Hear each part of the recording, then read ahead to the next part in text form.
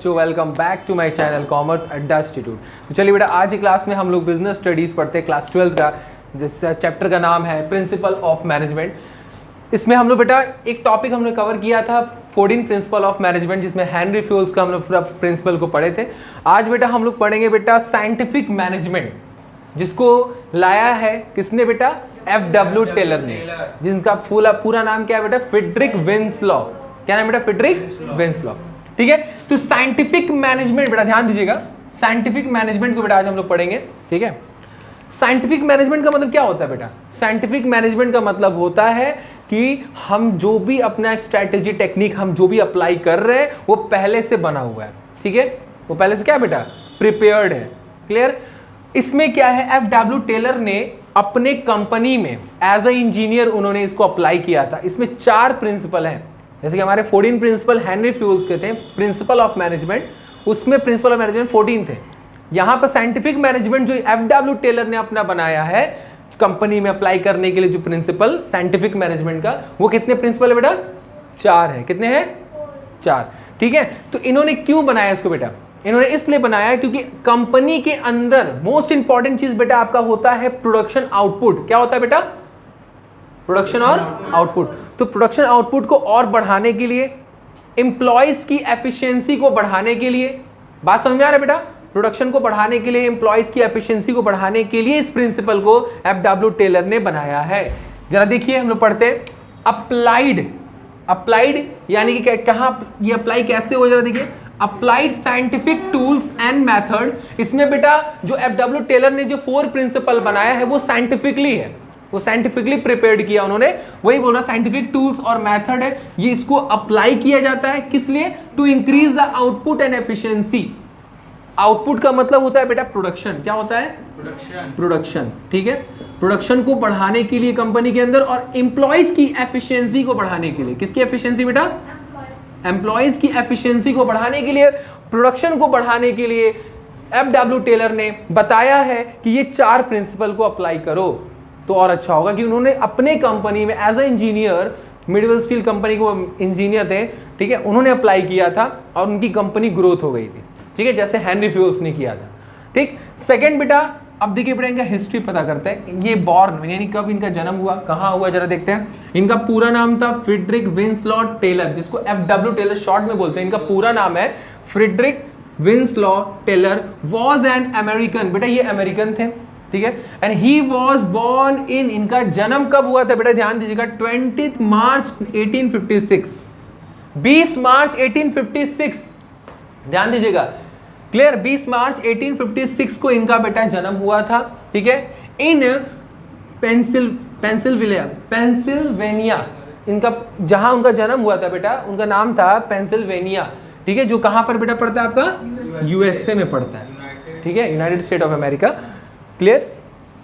समझ में आ गया बेटा इनका जन्म कहां हुआ था? 20 मार्च 1856 में पेंसिल्वेनिया में जगह है, यूएसए में एक जगह है पेंसिल्वेनिया, वहां इनका जन्म हुआ था। ठीक है, आगे बता रहा है कि फादर, मतलब कहने का मतलब बेटा इनको किस नाम से पुकारा जाता है? Father of scientific management. याद रखिएगा बेटा, ये आप पूरे लाइफ टाइम पढ़ोगे, जहां भी आप साइंटिफिक मैनेजमेंट पढ़ोगे तो उसके फादर अगर आएंगे नाम तो ये यही होंगे। कौन होंगे? F.W. टेलर। बेटा ध्यान देंगे बेटा सब लोग। फिर आगे बोल रहे थे कि प्रिंसिपल। प्रिंसिपल क्या है बेटा? यहाँ पर ध्यान देगा, टेलर ने कितना प्रिंसिपल बनाया? 4 प्रिंसिपल बनाया साइंटिफिक मैनेजमेंट। ठीक है, उसके बाद बेटा ध्यान देगा, 5वां क्या बेटा? Starting working. उन्होंने काम करना स्टार्ट कब किया? इन स्मॉल मशीन, देखिए बेटा स्मॉल मशीन मेकिंग शॉप, यानी स्मॉल मशीन मेकिंग शॉप उन्होंने काम करना शुरू किया। एक उन्होंने मशीन बनाने का, एज ए इंजीनियर थे ना, वो मशीन बनाते थे। इन 1878 में उन्होंने ज्वाइन किया था एज अ मैकेनिकल इंजीनियर के तौर पे। उन्होंने 1878 को ज्वाइन किया था। कब किया था बेटा? 1878 को ज्वाइन किया था। और उसके बाद बेटा अगला बता रहा है कि प्रमोशन, उनका प्रमोशन कब हुआ? As a chief engineer of the Midvale steel work in 1884। 1884 को बेटा उनको प्रोमोटेड कर दिया गया टॉप लेवल मैनेजर के तौर पे, यानी कि चीफ इंजीनियर क्या होता है? टॉप लेवल होता है। उनको प्रोमोटेड किया गया था 1884 में। किस कंपनी में? मिडवेल स्टील वर्क के तौर पे। ठीक है, अब बेटा ध्यान दीजिएगा, ये पूरा आपने समझा कि हमारा उनका जन्म कब हुआ था। ध्यान दीजिएगा, उनका जन्म कब हुआ था? 1856 में, 20 मार्च 1856 में जन्म हुआ। उन्होंने ज्वाइन कब किया? 1878 में। और उनका प्रमोशन कब हुआ था? 1884 को, ठीक है। ये पूरे बेटा कॉन्सेप्ट में एक चीज आपको समझ में आया कि आपका ये जो प्रिंसिपल है, यानी जो इन्होंने स्टार्ट किया काम करना, जो भी इनका कंप्लीट हुआ, ठीक है, तो इनका मेन इनका क्या था फिलॉसफी, यानी कि इनका मेन मोटो क्या था इनको अप्लाई करने का? मेन मोटो था कि इनको प्रोडक्शन को इंक्रीज करना था। क्या इंक्रीज करना था बेटा? प्रोडक्शन इंक्रीज करना था, ठीक है, और optimum utilization of resources, optimum utilization of resources. बेटा एक बात बताइए, ऑप्टिममली रिसोर्सेज यूटिलाइज कब होगा? जब एम्प्लॉइज की एफिशिएंसी बढ़ेगी। किसकी एफिशिएंसी बेटा? एम्प्लॉइज एफिशिएंसी, ठीक है। यानी एम्प्लॉइज की एफिशिएंसी बेटा अगर इंक्रीज कर दिया जाए, एम्प्लॉइज की एफिशिएंसी पे ध्यान दिया जाए, उनको ट्रेंड किया जाए, उनको मोटिवेट किया जाए, है ना, उनको टाइम टू टाइम उनको बताया जाए कि कैसे और अच्छे से काम कर सकते हैं, तो जब एफिशिएंसी बढ़ेगी तो वो रिसोर्सेज का वेस्टेज नहीं करेंगे, और जब रिसोर्सेज का वेस्टेज नहीं करेंगे तो प्रोडक्शन अच्छा होगा, और जब प्रोडक्शन अच्छा होगा तो कंपनी का ग्रोथ होगा। तो ये था उनका मोटो बेटा कि उनको प्रोडक्शन बढ़ाना और एफिशिएंसी को बढ़ाना है एम्प्लॉइज की, ठीक है। ये उनका पूरा बायोपिक था, यानी कि पूरा उनका हिस्ट्री था। अब इसके बाद हम लोग पढ़ेंगे उनके 4 प्रिंसिपल को, यहाँ तक नोट कर लीजिए, आगे चलते हैं। अब हम लोग पढ़ते हैं कि 4 प्रिंसिपल, ध्यान दिए बेटा, सब यहां ध्यान दिए बेटा, 4 principle of scientific management. Scientific management जो FW टेलर ने दिया बेटा तान्या, उसके 4 प्रिंसिपल पढ़ेंगे हम लोग, ठीक है। 4 प्रिंसिपल उन्होंने दिया था जिसके अकॉर्डिंग उनके कंपनी में उनका प्रोडक्शन लेवल बढ़ गया था और कंपनी में एम्प्लॉइज की एफिशिएंसी बढ़ गई थी। बेटा ध्यान दिएगा, देखिए आयुष, यहां पर बेटा एक कोड बनाया है हमने। क्या बनाया है? कोड। CHS जानते हैं, CHS और D, CHS D, ठीक है। C से बेटा आपका क्या होगा? अभिषेक ध्यान दिए, C से बेटा क्या होगा? Cooperation not individualism, cooperation not individualism. ध्यान देगा बेटा, यहां पर इसका कहने का मतलब यह है कि कॉपरेट करना, मैनेजर को एम्प्लॉय के साथ बेटा कॉपरेट करना पड़ेगा। किसको? मैनेजर को किसके साथ कॉपरेट करना पड़ेगा प्रिया? एम्प्लॉइज के साथ कॉपरेट करना पड़ेगा बेटा। मतलब किस चीज में? ध्यान दीजिएगा बेटा, ये प्रिंसिपल आयुष हमें पूछेंगे बेटा, ये प्रिंसिपल क्या कहना चाहता है? ये प्रिंसिपल बेटा ये कहना चाहता है ना कि जो भी मैनेजर डिसीजन ले, जो भी वो चीज करे, तो वो अपने डायरेक्ट वो डिसीजन ना ले, वो एम्प्लॉय के साथ कंसल्ट करे, एम्प्लॉय के साथ एक सेमिनार रखे, जो भी डिसीजन ले तो उनसे पहले पूछे, बात करे कि क्या ये सही रहेगा कि नहीं रहेगा, राय ले उनसे, तब जाके वो फाइनल डिसीजन ले। यानी कोई भी मीटिंग हो, मतलब कोई भी एक्शन लेना हो मैनेजर को, कोई भी चीज़ बदलना हो, प्लान पॉलिसीज बनाना हो, तो वो सब एम्प्लॉय के साथ कोऑपरेट करके उनको उस सेमिनार में पार्टिसिपेट करने के लिए उनको बोला जाए, ताकि वो ज्वाइन करे और उनके कंसल्टेशन के आधार पे डिसीजन लिया जाए, ठीक है। ये कहने का मतलब है इनका, मतलब नॉट इंडिविजुअलिज्म का मतलब ये होता है कि मैनेजर इंडिविजुअली नहीं चलेगा, अकेले नहीं चलेगा, वो सबको लेके चलेगा, ठीक है। देखिए इसमें लिखा भी है, the manager must to try to win the confidence of the worker. यहाँ पर मैनेजर जो है वो वर्कर्स के कॉन्फिडेंस को जीतेगा। कैसे? By participating them in decision making. मतलब कह रहा है जो भी डिसीजन मैनेजर लेता है तो उसमें एम्प्लॉइज को बोलता है कि परमिनेट करता है, परमिशन देता है कि आप लोग भी क्या करिए, पार्टिसिपेट करिए मेरे साथ, और जो भी हम डिसीजन लेते हैं उसमें आप लोग बताइए क्या ये सही है कि नहीं है, ठीक है। फिर लिखा है if decision are taken in the consultation of employ, यानी मैनेजर कोई भी डिसीजन लेता है तो एम्प्लॉय के कंसल्टेशन के आधार पर अगर लेता है, then they will try to give their best performance to achieve the target. मतलब कहने का मतलब ये है बेटा कि मान लीजिए मेरी कंपनी है और हम मैनेजर है और आप सब एम्प्लॉय हैं, तो हम बिना आपको कुछ बताए हम डिसीजन आप लोगों के लिए ले लेते हैं कि अगले दिन से आप लोगों को ये करना है, फिर अगले दिन से आप लोगों को ये करना है, वो करना है। तो यहाँ पर कहीं ना कहीं आप लोग क्या होंगे? होपलेस होंगे, है ना। आप लोग कहीं ना कहीं आप लोग गुस्सा होंगे कि यार बताओ सर हमसे पूछे भी नहीं है, आप हम लोग के लिए ये डिसीजन ले लिए, ये टाइमिंग चेंज कर दिए, हाँ, तो यहाँ पर गड़बड़ होगा। लेकिन अगर हम जो भी डिसीजन अगर हम ले बेटा, उसमें अगर हम आप लोग को इन्वॉल्व करें कि आप लोग भी बताइए जो भी हम डिसीजन लेने जा रहे हैं क्या ये सही है कि नहीं है, आप अपना अपना राय दीजिए, तो वहाँ पर सिचुएशन में क्या होगा? एम्प्लॉय फ्रीली आपके साथ वर्क करेंगे। अब फ्रीली वर्क करेंगे तो वहाँ पर अचीवमेंट होने के टारगेट को अचीव करने के चांसेस ज़्यादा रहेंगे। बात समझ में आए कि नहीं आया? मतलब यहाँ पर क्या है कि यहाँ पर कॉपरेट करके मैनेजर को चलना है, इंडिविजुअली नहीं चलना है। क्लियर हो गया? ठीक है। उसके साथ बेटा सेकेंड पॉइंट हमारा है हार्मोनी नॉट डिस्कार्डेड। बेटा ये भी सेम एज इट इज है आयुष, ये भी सेम एज इट इज है, इसमें कंफ्यूज मत होइए बेटा, ध्यान देगा।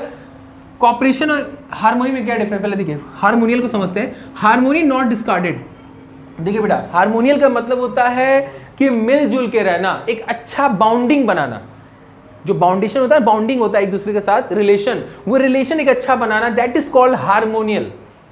जैसे मान लीजिए हम अपना काम कर रहे हैं, तो हम क्या कर रहे हैं, हम आपके साथ मिल के काम कर रहे हैं, ठीक है, तो हम जो भी वर्क कर रहे हैं वो कैसा कर रहे हैं, आपसे हार्मोनियल वर्क कर रहे हैं। क्या कर रहे हैं बेटा, हार्मोनियल वर्क कर रहे हैं। डिस्कार्डेड का मतलब होता है बेटा कि भेदभाव नहीं करना दूसरे के साथ। क्या नहीं करना बेटा, भेदभाव नहीं करना दूसरे के साथ, कि हम बड़े हैं हम छोटे हैं, ऐसा होता है ना, जो भेदभाव करते हैं। हाँ, इक्वली ट्रीट करना मेरा कहने का मतलब है, ठीक है, ये चीज़ है। तो जरा देखिए यहाँ पर टेलर ने क्या इंसिस्ट किया था, Taylor insist that both group should mentally revolute. यहाँ पर क्या करना है, दोनों के मेंटल रेवोल्यूशन करना है। कौन दोनों, यहाँ पर दोनों, हाँ, मैनेजर और, हाँ, मैनेजर प्लस एम्प्लॉय, दोनों का बेटा मेंटली रेवोल्यूशन करना है। मेंटली रेवोल्यूशन का मतलब होता है कि उनका सामाजिक विकास करना है, एक दूसरे के साथ संबंध अच्छा बनाना है। ये हार्मोनी नॉट डिस्कार्डेड, ये प्रिंसिपल है। यहां पर क्या होता है कि दोनों के रिलेशन को अच्छा बनाता है, ठीक है।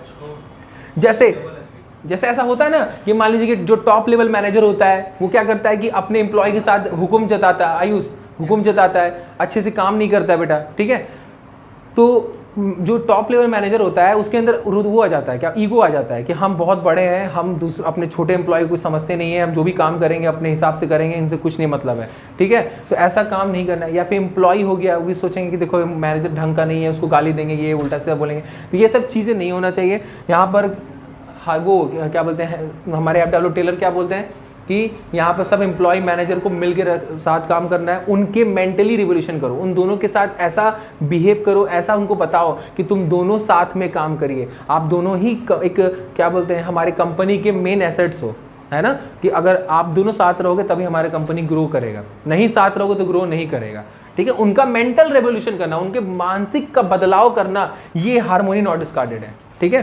देखिए यहाँ पर लिखा है पॉइंट, टेलर ने क्या इंसिस्ट किया था, देखिए दोनों को कहा था develop the position thinking for each other. दोनों के एक दूसरे के जो पोजीशन है उनके रिलेटेड थॉट प्रोसेस को अच्छा बनाना है। जैसे पोजीशन लेवल को समझ रहे हैं ना, छोटा एम्प्लॉय तो उसका जो पोजीशन है, मैनेजर है उसका पोजीशन है, तो दोनों का एक अलग ही बिहेवियर है ना। जैसे होता है कि अभी बताएं कि मैनेजर क्या सोच रहा है कि हम बहुत बड़े हैं, मेरे पास पावर है कुछ भी करने का, एम्प्लॉय पे हक जता रहे हैं, और एम्प्लॉय क्या कर रहा है कि हम ढंग से काम नहीं करें, हटाओ हमको करना ही नहीं है, दिमाग खराब हो रहा है। तो दोनों कहीं ना कहीं हम हमारी कंपनी के गोल को अचीव नहीं करवा रहे हैं, वो भी खराब कर रहा है पूरे इन्वायरमेंट, और एम्प्लॉय भी कहीं ना कहीं काम अच्छे से नहीं कर रहा है, वो भी खराब कर रहा है इन्वायरमेंट, ठीक है। तो दोनों गलती है कि नहीं, वो भी हक जता रहा है, और वो एम्प्लॉय भी क्या कर रहा है, वो भी काम ढंग से नहीं कर रहा है। तो वही बता रहा है कि दोनों के पोजीशन लेवल को अच्छा बनाना है। दूसरा, work with harmony and proper understanding, दोनों के अंदर एक प्रॉपर अंडरस्टैंडिंग बनाना है इक्वली। जैसे आपने प्रिंसिपल बना था ना हेनरी फ्यूल्स का 14 प्रिंसिपल, जिसका नाम था स्पिरिडिकॉप्स, है ना, नॉट आई PR, हम लोग सब मिल के काम करेंगे, यानी मैं नहीं, हम सब, मैं टीम नहीं बल्कि हम सब एक टीम है, एक टीम वर्क करना है, यहाँ पर कहने का मतलब है, ठीक है। अवॉइड द डिस्कॉर्ड, कॉन्फ्लिक्ट, झगड़ा नहीं करना है, जानते हैं ना। देखिए कुल मिला के यहाँ पर सिनेरियो ये है ना बेटा, जितना बड़ा ऑर्गेनाइजेशन होता है ना, उसमें जितने ज्यादा लोग होते हैं उतना उसमें झगड़ा होने के चांसेस ज्यादा होता है, ठीक है। तो झगड़ा हो रहा है, तो यहाँ पर FW टेलर ये बोला है कि अगर ऑर्गेनाइजेशन बड़ा है तो वहां पर जितना हो सके मैनेजर यानी टॉप लेवल को कोशिश करना है कि सबके साथ एक अच्छा संबंध बना के रखना है, सबको टाइम टू टाइम ये ट्रेंड करना है, एक मीटिंग लेना है और सबको बताना है कि देखिए हम सब, ताकि सबके दिमाग में ये बैठे मैं नहीं हम सब, समझ रहे हैं ना। एक दूसरे को लोग भेदभाव नहीं करना है, डिस्क्रिमिनेशन नहीं करना है, तो टाइम टू टाइम उन लोगों को डोज देना है। ये हार्मोनी नॉट डिस्कार्डेड, ये प्रिंसिपल कह रहा है, ठीक है। तो देखिए यहाँ पे, अब देखिए यहाँ पे मैनेजर का क्या काम है, मैनेजर क्या करता है, मैनेजर को क्या काम करना चाहिए इस सिचुएशन में, क्या मैनेजर काम करना चाहिए। तो manager should share the gain of company with, सही बात है कि नहीं, मतलब कहने का मतलब ये है मैनेजर को एम्प्लॉय के साथ मिल के काम करने का मतलब क्या है, मिल के थोड़ा ना कि हम डेली बात कर रहे हैं लेकिन उनको सैलरी ढंग का नहीं दे रहे, मतलब ये कि मिल के बात करने से सबसे ज़्यादा क्या काम करना है, उनको अच्छा सैलरी देना है, जो भी प्रॉफिट हो रहा है उनको शेयर करना है। बात समझ में आ रही नहीं आ रहा बेटा, कंपनी में जो भी प्रॉफिट हो रहा है उनको शेयर करना है। और जो वर्कर हैं उनको क्या करना है, contribute to their best performance. Worker का काम ये है कि वर्कर को अपना अच्छा परफॉर्मेंस देना है कंपनी के अंदर, यानी दोनों को काम बताना है, मैनेजर और वर्कर दोनों को इंसिस्ट करना है, समझाना है कि देखिए आपको क्या करना है मैनेजर को, कि आपको वर्कर के साथ मिलकर काम करना है, उनको जो भी प्रॉफिट होता है, जो भी होता है उनको देना है। वर्कर को क्या बताना है कि अगर आपको अच्छे से आगे ग्रो करना है, आपका लाइफ को और अच्छा बनाना है, तो आप इस कंपनी में हो तो अच्छा दो, यानी कि जो भी काम करो प्रोडक्शन करने वो अपना 100% हो, मतलब 100% वर्कर को देना है, ठीक है। और इनको क्या करना है, जितना हो सके उन लोगों का प्रॉफिट पे ध्यान देना है। किसके प्रॉफिट पे बेटा? एम्प्लॉय के, ठीक है। अब देखिए बेटा दोनों का समझिएगा, कॉपरेशन नॉट इंडिविजुअली में क्या था, यहाँ पर ये था कि दोनों के संबंध को अच्छा किया गया था। मतलब कि मैनेजर को ये करना चाहिए कि जितना हो सके उतना एम्प्लॉयज़ को फ्रीडम दे और जितना हो सके एम्प्लॉयज़ को परमिशन दे कि वो जो भी हम डिसीजन लें उसमें पार्टिसिपेट करें, तभी वो एकदम रिलैक्स होकर अपना अच्छे से 100% दे पाएंगे बेटा। दूसरा इसमें क्या, हार्मोनी नॉट डिस्कार्डेड में क्या है कि यहाँ पर मैनेजर और एम्प्लॉय के रिलेशन को अच्छा करना है। वहाँ पर क्या करना था, उनको फ्रीली छोड़ना है। किसको? एम्प्लॉय को। कॉर्पोरेशन वाले में मैनेजर जो है उसको ये काम करना है कि एम्प्लॉय को फ्रीली छोड़ना है। यहाँ पर क्या है, मैनेजर और एम्प्लॉय दोनों को ध्यान देना है। कौन बोलता है? एब्डालो टेलर बोलते हैं कि दोनों को मिला के लेके चलो। मैनेजर को बताओ कि तुमको क्या करना है, एम्प्लॉय के साथ अच्छे से ट्रीट करना है, भाईचारा लेके चलना है, प्रॉफिट उनको शेयर करना है। वर्कर को बताना है तुमको पूरा 100% देना है, ठीक है। दोनों को डिफरेंस समझ में आया कि नहीं है बेटा? आ गया ना? यहाँ तक नोट कर लीजिए। उसके बाद देखिए बेटा अगला हम लोग पढ़े लास्ट वाला, हमारा लास्ट प्रिंसिपल है एस और डी। आकाश, एस और डी बेटा, एस से हमारा क्या है, science not rule of thumb, ठीक है। और डी से हमारा है development of worker to their greatest efficiency and prosperity. सबसे पहले हम लोग इसको समझते हैं बेटा, जो लास्ट में हमारा जो है science not rule of thumb, हमारा जो यानी जो एफडब्ल्यू टेलर है वो ये बोलते हैं कि अपने कंपनी में जो भी तुम डिसीजन लो या जो भी चीज़ अप्लाई करो वो साइंटिफिकली अप्लाई करो, रूल ऑफ थंब नहीं होना चाहिए। रूल ऑफ थंब का मतलब होता है रिजिड, ठीक है। जो भी चीज़ हो वो एकदम रिजिड है, ठीक है, फिक्स है, ठीक है, कांट बी चेंज। जैसे मान लीजिए फॉर एग्जांपल हम आपको दे रहे हैं कि डिवीजन ऑफ वर्क जानते हैं ना, कि काम को बांट दो, तो क्या काम को जो बांटने वाला जो ये प्रिंसिपल है ये हर जगह अप्लाई करना सही रहेगा? नहीं ना। जब कंपनी छोटा होगा तो वहां पर डिवीजन करना कोई जरूरत नहीं है बेटा, वहां पर मैनेज हो जाएगा, कम में ही मैनेज हो जाएगा, 2 डिपार्टमेंट ही चारों का काम कर लेंगे, तो वहां पर नहीं अप्लाई करना। लेकिन रूल ऑफ थंब बोलता है कि नहीं, हर जगह कुछ भी अप्लाई करो, जो भी रिजल्ट आएगा देखा जाएगा। इसमें एक लाइन है आपने देखा होगा, hit and miss method. Hit and miss का मतलब ही होता है कि तुम आप अप्लाई करो, जो भी रिजल्ट आएगा देखा जाएगा, आगे का देखा जाएगा, अभी फिलहाल इसको अप्लाई करो। तो ये है रूल ऑफ थंब। तो क्या ये सही रहेगा हमारी कंपनी के लिए कि कहीं पर भी कुछ भी टेक्निक अप्लाई कर दो? नहीं रहेगा ना। अकॉर्डिंग टू सिचुएशन वहां पर हमको अप्लाई करना है, जैसा सिचुएशन है वहां पर कौन सा उसमें साइंटिफिक डिसीजन सही रहेगा वो अप्लाई करना है। ये एफडब्ल्यू टेलर ने कहा था कि साइंटिफिकली लो अप्लाई करो, ठीक है। जैसे मान लीजिए अगर ऑर्गेनाइजेशन बड़ा है तो वहां पर डिवीजन ऑफ वर्क करो, छोटा है तो मत करो, काम को मत बांटो। जब छोटा रहेगा तो काम क्यों बांटेंगे, 2 लोग 3 लोग कर लेंगे। काम को बांटा कब जाता है, बहुत ज़्यादा लोड हो जाता है, तो वो जब बड़ा होगा तब करो डिवीजन ऑफ वर्क, छोटा होगा तो मत करो। ये साइंटिफिकली हो गया। रूल ऑफ थंब क्या बोलता है, चाहे बड़ा हो चाहे छोटा हो आप डिवीजन ऑफ वर्क करो। तो ये गलत हुआ कि नहीं? तो यहाँ पर ये एफडब्ल्यू टेलर ने कहा था, देखिए बोला है कि rule of thumb involve the experience method. ये क्या बताता है बेटा? एक्सपीरियंस मेथड है, बहुत पुराना परंपरा फॉलो किया जाता है, कहीं पर भी लगा दो, ठीक है। And hit and miss method, hit and miss का मतलब ही होता है बेटा कि तुम इसको अप्लाई करो, आगे का हमको नहीं पता है, आगे जो भी होगा देखा जाएगा। तो क्या हिट एंड मिस मेथड सही रहेगा हमारी कंपनी के लिए कि अप्लाई कर दो जो होगा देखा जाएगा? नहीं ना। तो रूल ऑफ थंब हमारे लिए एकदम बिल्कुल सही नहीं है। तो इसीलिए बोला है एफडब्ल्यू टेलर ने बोला है कि not rule of thumb, not rule of thumb, ठीक है। और सेकेंड पॉइंट बेटा दिया है, देखिए all the decision should be based on the scientific. जो भी डिसीजन लो बेटा वो कैसा होना चाहिए, साइंटिफिक होना चाहिए। Scientific analysis to maximize the efficiency and increasing the output. मतलब ये ना बेटा कि जो सेकंड पॉइंट ये कर रहा है ये साइंस वाला बात कर रहा है। किसका बात कर रहा है बेटा? साइंस की बात कर रहा है कि जो भी डिसीजन लो, जैसी सिचुएशन रहेगा कंपनी का उसके आधार पे वहां पर डिसीजन लो। अगर सिचुएशन अगर लग रहा है कि वहां पर ये डिसीजन सही नहीं है तो मत लो, उसके फेवर में है तो लो, ठीक है। वही चीज कर रहा है कि all the decision should be the based on the scientific होना चाहिए। उसको एनालिसिस करो कि कंपनी में ये चीज लागू होगा कि नहीं होगा, जिसके अकॉर्डिंग क्या होगा हमारी कंपनी का मैक्सिमाइज हो जाए क्या, एफिशिएंसी। और बात समझ में आएगी नहीं बेटा? साइंस जो है साइंटिफिक अप्लाई करो, not rule of thumb. Rule of thumb नहीं होना चाहिए कि हर जगह कोई भी अप्लाई करना है मेरे को, ठीक है। क्लियर हो गया, समझ में आ गया बेटा ये साइंस वाला, ठीक। लास्ट हमारा बेटा है डी। डी से हमारा क्या है, development of worker, development of worker to their greatest efficiency and prosperity. ये बहुत अच्छा पॉइंट है बेटा, ध्यान दीजिएगा। यहाँ पर एफ.डब्ल्यू. टेलर ने कहा था कि अगर तुम अपने कंपनी का ग्रोथ चाहते हो ना, तो टाइम टू टाइम अपने एम्प्लॉय को ट्रेंड करो। अगर तुम टाइम टू टाइम एम्प्लॉय को ट्रेंड कर रहे हो, मोटिवेट कर रहे हो, उनको गाइड कर रहे हो कैसे काम करना है, तो ज़्यादा से ज़्यादा चांसेस है कि वो अच्छा काम करेंगे, उनके काम में एफिशिएंसी बहुत अच्छा आएगा, क्लियरिटी आएगा। समझिए, जैसे होता है ना कि जरूरी थोड़ा ना कि पाँच उंगली के बराबर होगा, सब एम्प्लॉई तो क्या सब अच्छा करेंगे? नहीं ना, कुछ लोग अच्छा नहीं भी कर सकते। तो वहाँ पर ध्यान दो और क्या करो ना कि एक टाइम टू टाइम हर वीक आप ट्रेनिंग का एक सेंटर खोल दो कि हर हफ्ते हम क्या करेंगे, बीच बीच में ट्रेनिंग देंगे एम्प्लॉय को। और ट्रेनिंग देने से क्या होगा बेटा, उनकी एफिशिएंसी इंप्रूव होगी, ठीक है। और जब एफिशिएंसी बेटा इंप्रूव होगा तो वो हमारे 100% रिजल्ट देंगे, ठीक है। देखिए यहाँ पे पॉइंट लिखा हुआ है, इधर देखिए अभिषेक, कि बिजनेस एफिशिएंसी का मतलब क्या होता है। बिजनेस एफिशिएंसी का मतलब ये होता है कि when the worker are efficient. एक अच्छा बिजनेस किसको कहते हैं? एक अच्छा बिजनेस किसको कहते हैं बेटा? जिस बिजनेस में वर्कर अच्छे होते हैं। समझ आया मेरी बात ना, ठीक है। और अच्छे एफिशिएंट वर्कर, एक अच्छे वर्कर कब हो पाते हैं? जब when they are given proper training, जब उनको प्रॉपर ट्रेनिंग मिल पाता है। बात समझ में आ रहा है कि नहीं? ये पॉइंट क्या कहना चाह रहा है? ये पॉइंट ये कहना चाहिए, एफ.डब्ल्यू. टेलर ये कहता है कि टाइम टू टाइम हम एम्प्लॉय को ट्रेंड करना चाहिए। हमें क्या करना चाहिए बेटा? ट्रेंड करना चाहिए, तभी वो अच्छा कर पाएंगे, एफिशिएंटली करेंगे। जब एफिशिएंटली करेंगे तो हमारा बिजनेस में क्या होगा? एफिशिएंट होगा। समझ आया ना? देखिए बहुत अच्छा लाइन लिखा था, बिजनेस एफिशिएंट कब होगा? जब वर्कर अच्छे होंगे। और जब वर्कर कब अच्छे होंगे? जब उनको प्रॉपर ट्रेनिंग मिलेगा। समझ आया मेरी बात? ठीक। तो टेलर ने क्या इंसिस्ट किया है, दैट एम्प्लॉय शुड बी, क्या क्या उनको करना चाहिए उनके लिए, तो कह रहा है सेलेक्टेड द साइंटिफिकली। एम्प्लॉयज का सिलेक्शन साइंटिफिकली करो। साइंटिफिकली का मतलब होता है right person at right place.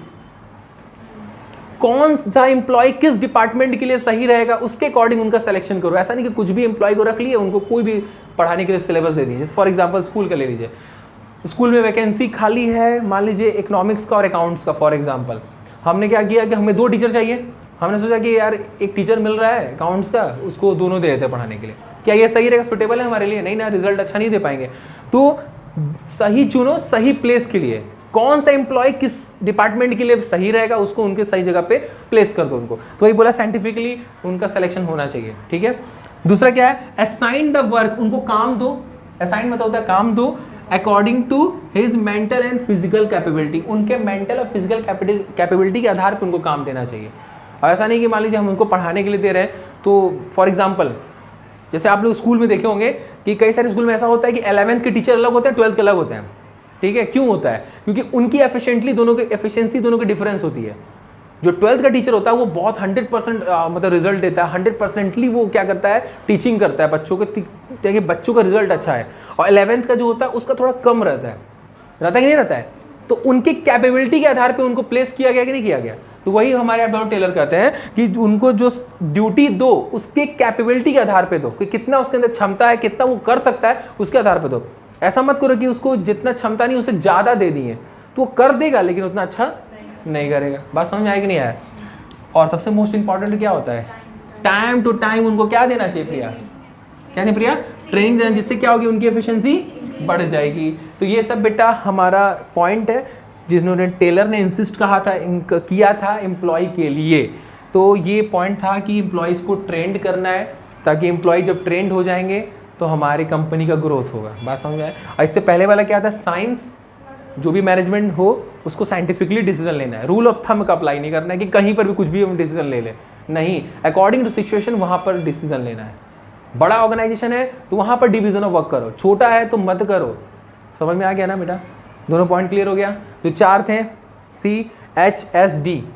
सी से क्या था, कॉपरेशन नॉट इंडिविजुअलिज्म, यानी कि कॉपरेट होकर करना है बेटा, किसके साथ, एम्प्लॉयज के साथ। मतलब ये कि मैनेजर को अकेले डिसीजन नहीं लेना है, मैनेजर को अकेले कुछ भी नहीं करना है, एम्प्लॉय के साथ करना है बेटा। बात समझ रहे हैं ना? यहाँ पर पॉइंट किसको किया जा रहा है, एम्प्लॉय को किया जा रहा है, सिर्फ एम्प्लॉय को किया जा रहा है कि एम्प्लॉय को परमिशन दो कि वो भी पार्टिसिपेट करे डिसीजन मेकिंग में, और उनके साथ कंसल्ट करके हम डिसीजन लें, ठीक है। एच से क्या था, हार्मोनी नॉट डिस्कार्डेड। यहां पर क्या है, रिलेशन की बात कर रहा है। यहां पर पॉइंट किसको कर रहा है, एम्प्लॉय और मैनेजर दोनों कर रहा है, कि यानी ग्रुपिंग करना है, मैनेजर एम्प्लॉय को साथ में काम करना है, एक दूसरे को समझना है, झगड़ा होने से बचाना है। समझे मेरी बात ना? क्लियर हो गया? तो झगड़ा होने से बचाना है बेटा, झगड़ा नहीं होना, कॉन्फ्लिक्ट नहीं करवाना है, एक दूसरे को उनके साथ मिला के रखना है ताकि हमारा कंपनी में अच्छे से वर्क हो, पॉजिटिवली चले। क्योंकि जितना बड़ा ऑर्गेनाइजेशन उतने ज़्यादा लोग, और जितने ज़्यादा लोग तो चांसेस ज़्यादा है कॉन्फ्लिक्ट का। ठीक है, वो था। एच से क्या था बेटा?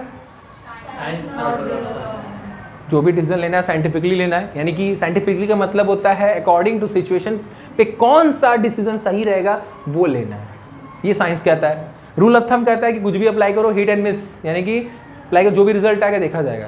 तो ये रॉन्ग है बेटा, समझ गया ना? डी से क्या था? डेवलपमेंट ऑफ, ठीक है, development of worker to their greatest efficiency and prosperity, मतलब कुल मिला के वर्कर का डेवलपमेंट करना है। वर्कर का डेवलपमेंट कैसे होगा? ट्रेनिंग से। जब ट्रेनिंग देंगे तो वर्कर अच्छे से काम करेंगे, हमारी कंपनी का ग्रोथ होगा। क्योंकि हमने इसमें बोला भी था कि एक बिजनेस एफिशिएंट कब होगा? जब वर्कर अच्छे होंगे। और वर्कर कब अच्छे होंगे? जब उनको प्रॉपर ट्रेनिंग मिलेगा। क्लियर? खत्म यहाँ से बेटा? तो यहाँ तक बेटा हमारा साइंटिफिक मैनेजमेंट कंप्लीट हो गया। नेक्स्ट टॉपिक में हम लोग मैनेजमेंट टेक्निक पढ़ेंगे। ठीक है, तो आई होप यहाँ तक बेटा आपको अच्छा लगा। फिर हम लोग मिलेंगे नेक्स्ट वीडियो में, तब तक के लिए बाय बाय।